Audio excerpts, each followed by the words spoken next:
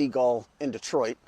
Their CEO is a chief engineer at GM and said that the Seagull is a huge problem for U.S. automakers.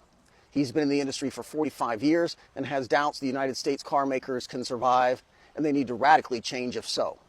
The company reports on a lot of the advantages that BYD Seagull has got. The entire car is an exercise in efficiency. Even with a minimalist design, it feels like a high-quality product. And Detroit needs to unlearn lots of what they know about building cars and learn some new tricks if we're going to keep up. Mark Rainford was at Mercedes for 8 years. He's been reporting about the goings-on in China's car industry and warning Europe's top brands that they're not ready for what's coming out of China.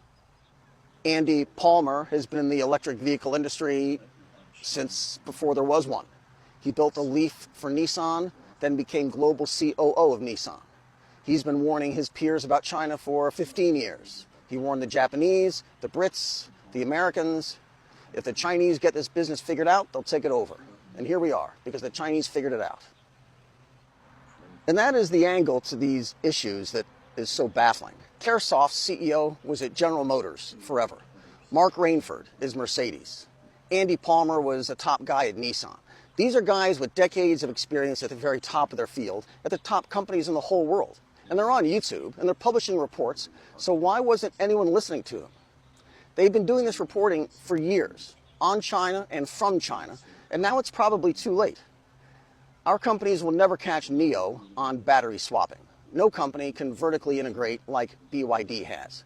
And we need to reinvent how we design and build cars that fuse many different components into one part and then standardize that part across different divisions. How long will it take us to figure that out? And back to the question that Tu Lee there was getting at. Why are our top guys just now learning about it? How did it happen that BYD opened up dozens of factories and sold millions of cars before someone in Detroit or Japan had the idea to take one apart and see if they were any good? Or just drive one? Why didn't that happen a few years ago?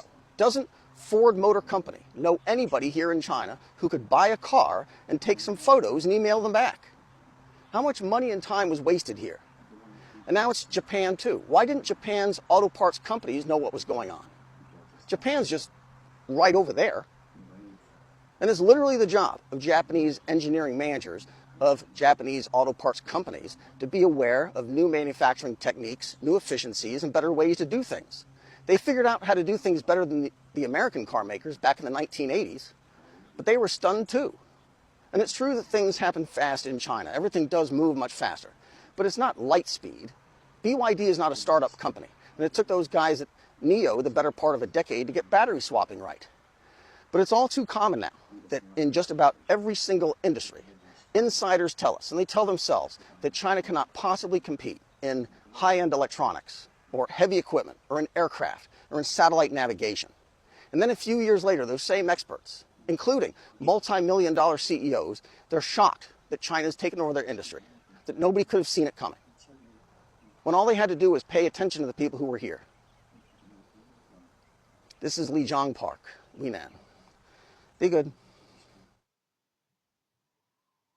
Give them gifts of wisdom or of prophecy. Teach them to love. Make him a warrior. Make him a great evangelist who will turn his coat